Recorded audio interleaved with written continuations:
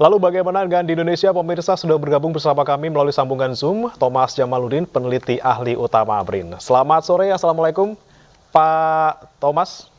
Waalaikumsalam warahmatullahi wabarakatuh. Ya, Pak Thomas, seperti apa nih Pak, kalau dari BRIN prediksi apakah sama seperti negara-negara lain 10 April besok untuk 1 Syawalnya? Ya, posisi bulan pada hari ini, tanggal 9 April ini sudah cukup tinggi di Indonesia. Di Jawa tingginya sudah lebih dari sekitar 6 derajat, sehingga ini sudah melebihi kriteria Mabims yang 3 derajat. Kemudian elongasinya pun sekitar 9 derajat, ini juga sudah melebihi dari kriteria Mabims yang 6,4 derajat. Sehingga nanti pada saat ru'yat sesudah maghrib, ini juga diperkirakan ada daerah-daerah yang bisa melaporkan, bisa melihat hilal. Dan karena posisinya cukup tinggi, ini juga sekaligus memenuhi kriteria wujudul hilal, sehingga Idul Fitri insya Allah akan seragam tanggal 10 April besok.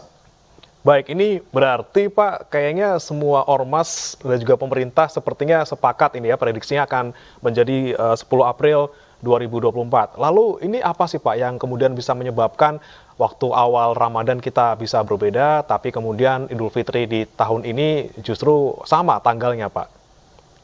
Ya, yang sering menjadi sebab terjadinya perbedaan itu bukan karena beda metode, bukan metode hisab dan ru'yat yang berbeda, tetapi lebih karena perbedaan kriteria. Dengan posisi bulan yang rendah pada awal penentuan awal Ramadan yang lalu, tanggal 10 Maret yang lalu, tinggi bulan hanya sekitar 1 derajat.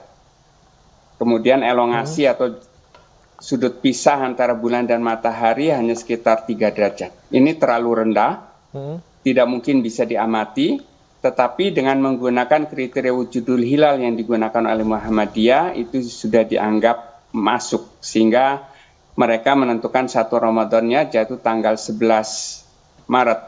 Sedangkan menggunakan kriteria Mabims yang dilakukan oleh pemerintah dan ormas-ormas Islam yang lain, itu dianggap belum memenuhi kriteria karena posisinya masih terlalu rendah. Dan itu dibuktikan dengan hasil ru'yat bahwa tidak ada satupun wilayah di Indonesia yang berhasil mengamati hilal, sehingga sidang isbat menetapkannya tanggal 12 Maret. Sedangkan pada penentuan akhir Ramadan atau awal Syawal, ini posisi bulannya sudah cukup tinggi ya. Sehingga dengan kriteria wujudul hilal maupun kriteria Mabims itu sudah memenuhi kriteria. Sehingga bisa disepakati pada tanggal yang sama dan hasil ru'yat pun insya Allah akan sama karena sudah memenuhi kriteria keterlihatan hilal atau imkan ru'yat atau disebut juga visibilitas hilal. Jadi yang menjadi sebab terjadinya perbedaan karena adanya beda kriteria. Oke, Pak Thomas, kalau misalnya kita lihat dari 20 tahun terakhir, dari tahun 2004 sampai dengan tahun ini, data menunjukkan bahwa kita Lebaran tuh yang beda tanggalnya ada 4 kali nih Pak. Di tahun 2006, 2007, kemudian 2011, 2023. Nah, apakah penyebab dari perbedaan Lebaran di tahun-tahun tersebut juga sama Pak? Adanya perbedaan kriteria?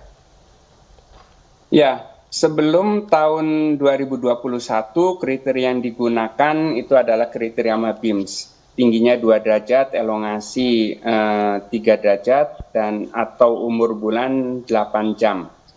Nah, dan tahun 2021 kemudian kriteria Mabim ditingkatkan menjadi tinggi minimal 3 derajat, elongasi 6,4 derajat. Ketika posisi bulan itu di antara 2 kriteria yang digunakan di Indonesia, yaitu kriteria wujudul hilal dan kriteria imkan ru'yat atau visibilitas hilal, itu pasti terjadi perbedaan pada awal Ramadan, Idul Fitri maupun Idul Adha. Jadi jauh-jauh hari ini sudah bisa diperkirakan akan terjadi perbedaan ketika posisi bulannya berada di antara 2 kriteria. Menurut kriteria wujudul hilal dianggap sudah masuk sehingga mereka lebih awal mengawalinya. Tetapi menurut kriteria imkan rukyat yang dibuktikan dan rukyat itu belum masuk, sehingga pada hari keesokan harinya baru dianggap masuk tanggal. Jadi selama ini perbedaan itu memang bukan karena perbedaan metode hisab dan rukyat, tetapi karena perbedaan kriteria. Baik. Nah, ini kan menarik ya Pak ya. Jadi memang Indonesia baru menetapkan ataupun mengikuti yang MABIMS ini kan hilal 3 derajat dan elongasi 6,4 derajat. Ini kan berarti ada perubahan ya Pak ya, dari yang sebelumnya dua kriterianya berbeda gitu. Nah, ini apa yang kemudian bisa membuat kemudian kriteria dari MABIMS ini bisa berubah Pak? Ya, kriteria MABIM ini disepakati sekitar tahun 1990-an ya. Tinggi minimal 2 derajat, elongasi 3 derajat, atau umur bulan 8 jam. Kemudian pada sekitar awal tahun 2010-2012, itu negara-negara MABIMS mulai mengkritisi bahwa kriteria ini terlalu rendah. Tinggi 2 derajat itu hilal akan mengalami gangguan cahaya syafaq atau cahaya senja yang masih cukup kuat. Kemudian elongasi 3 derajat ini juga terlalu dekat dengan matahari, sehingga hilalnya itu sangat-sangat tipis sekali. Sehingga hilal yang sangat tipis, kemudian cahaya syafaqnya masih cukup terang, itu tidak memungkinkan untuk bisa diru'yat. Maka kemudian tahun 2016 itu dilakukan perubahan. Sebelumnya di Indonesia itu juga sudah ada kajian-kajian terkait dengan kriteria untuk menggantikan kriteria ketinggian 2 derajat tersebut. Pada tahun 2015, Majelis Ulama yang difasilitasi oleh Kementerian Agama juga mengadakan halakoh atau pertemuan untuk mengkaji kriteria tersebut. Dan pada waktu itu dibentuk tim pakar astronomi dan saya ditunjuk sebagai ketuanya. Dan pada waktu itu mengusulkan perubahan kriteria dari 2 derajat menjadi 3 derajat, kemudian elongasinya dari 3 menjadi 6,4 derajat, itu didasarkan pada data global, data ru'yat global, sekian puluh tahun, itu tidak ada kesaksian hilal yang tingginya di bawah 3 derajat. Sehingga batas minimal 3 derajat ini diusulkan digunakan. Kemudian elongasi 6,4 derajat ini juga diperoleh dari rekor ketampakan hilal paling tipis yang dianggap sahih, hingga elongasi 6,4 derajat ini juga digunakan sebagai batasnya. Dan pada tahun 2016 itu pertemuan teknis MABIMS juga kemudian mengusulkan kriteria baru, tinggi minimal 3 derajat dan elongasi 6,4 derajat.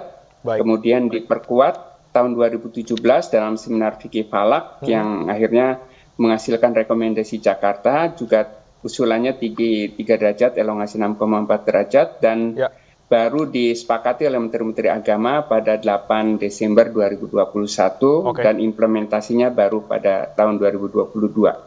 Baik.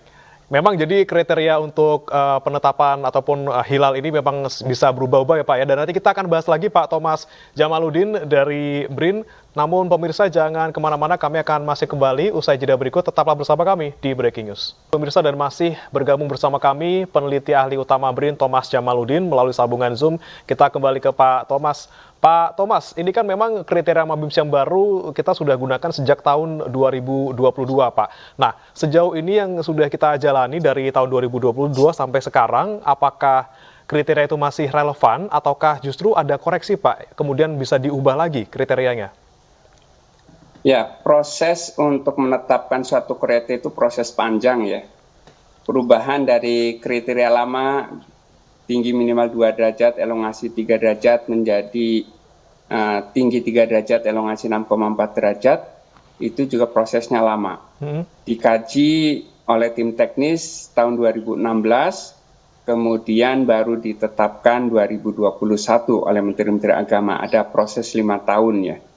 Jadi kriteria baru ini juga berpotensi untuk diubah, tetapi tentu saja tidak secepat yang mungkin orang bisa berharap ya.